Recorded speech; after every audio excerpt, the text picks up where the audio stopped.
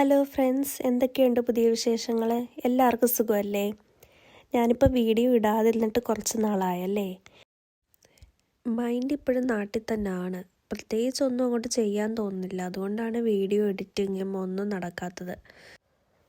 തണുപ്പൊക്കെ തുടങ്ങിയല്ലോ, അതിൻ്റെ കുറച്ച് ബുദ്ധിമുട്ടുകളൊക്കെ തുടങ്ങി.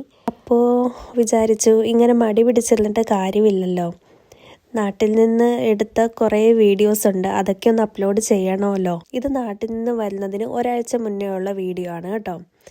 കറികളൊക്കെ ഞങ്ങൾ നേരത്തെ തന്നെ ചെയ്ത് ഫ്രീസറിൽ വെച്ചു. കാരണം നമുക്ക് വരുന്നതിൻ്റെ അന്നത്തെ ദിവസമോ തലേന്നോ ഒന്നും ചെയ്താൽ നടക്കില്ല. അതുകൊണ്ട് ഫ്രീസറിൽ വെക്കാനുള്ള സാധനങ്ങളൊക്കെ ഞങ്ങൾ ഒരാഴ്ച മുന്നേ തന്നെ റെഡിയാക്കിയായിരുന്നു. ഇത് നെമ്മീൻ്റെ തലക്കറിയാണ് കേട്ടോ. നെമ്മീൻ്റെ തലക്കറി, പിന്നെ അടുത്തത് ബീഫ് കറി, പിന്നെ ബീഫ് ഫ്രൈ. ഇത്രയാണ് ഇന്നത്തെ വീഡിയോയിലുള്ളത്. ഇപ്രാവശ്യം ഞങ്ങൾ വിചാരിച്ചു പോകുമ്പം ഒരുപാട് അച്ചാറുകളൊക്കെ കൊണ്ടുപോകുന്നതിന് പകരം ഇതേപോലെ കറികൾ ചെറിയ ചെറിയ കുപ്പികളിലാക്കി കൊണ്ടുപോകാമെന്ന് വിചാരിച്ചു. അതാകുമ്പം നമുക്ക് ഓരോ ദിവസവും എടുത്താൽ മതിയല്ലോ. ഇപ്പം ഞാൻ നാളെയാണ് എനിക്ക് വേണ്ടുന്നതെങ്കിൽ ഞാൻ ഇന്ന് രാത്രി എടുത്തത് ഫ്രീസറിൽ നിന്നെടുത്ത് പുറത്ത് വെക്കും. അപ്പോൾ അങ്ങനെ നമുക്ക് യൂസ് ചെയ്യാൻ പറ്റും. ഇതറിയാത്തവർക്ക് വേണ്ടിയാണ് പറയുന്നത്. എനിക്കും ആദ്യം ഇതുപോലെയൊന്നും അറിയത്തില്ലായിരുന്നു. പക്ഷേ എൻ്റെ ഒരു ഫ്രണ്ടാണ് പറഞ്ഞത് നമുക്ക് ഇതേപോലെ കറികളൊക്കെ കൊണ്ടുപോകാൻ പറ്റും.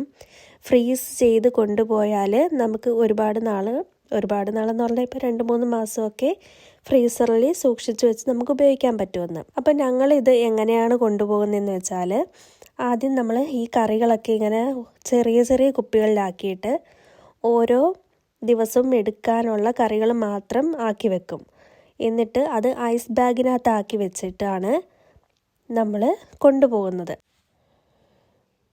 ഇത് ബീഫ് ഫ്രൈ ആണ് കേട്ടോ റെഡി ആയിക്കൊണ്ടിരിക്കുന്നത്. അങ്ങനെ ഞങ്ങൾ ദാണ്ടേ ഫുള്ള് ഇവിടെ സെറ്റാക്കി വെച്ചിട്ടുണ്ട്. ഞങ്ങൾ ഇങ്ങനെയാണ് കേട്ടോ ഇതിനെ പാക്ക് ചെയ്യുമ്പം ഒരു എക്സ്ട്രാ സേഫ്റ്റിക്ക് വേണ്ടി നമ്മൾ ആദ്യം ഫുൾ പ്ലാസ്റ്റിക് കവറിട്ട് ആ ലിഡ് അടയ്ക്കുന്നതിന് മുന്നേ തന്നെ നമ്മൾ പ്ലാസ്റ്റിക് കവറിട്ട് എല്ലാം സെറ്റ് ചെയ്യും. അത് കഴിഞ്ഞ് സെല്ലോ ടേപ്പ് ഒട്ടിക്കും. വീണ്ടും നമ്മൾ പ്ലാസ്റ്റിക് കവർ ചുറ്റും, പിന്നെ നമ്മൾ സെല്ലോ ടേപ്പ് ഒട്ടിക്കും.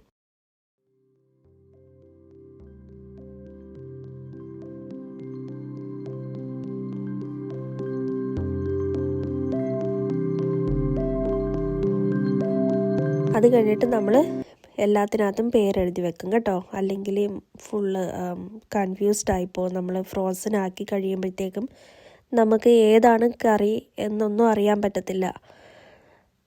അപ്പം അതുകൊണ്ടാണ് ഞങ്ങളിങ്ങനെ ചെയ്യുന്നത്. അപ്പോൾ ഇത്രയേ ഉള്ളൂ ഇന്നത്തെ വീഡിയോ.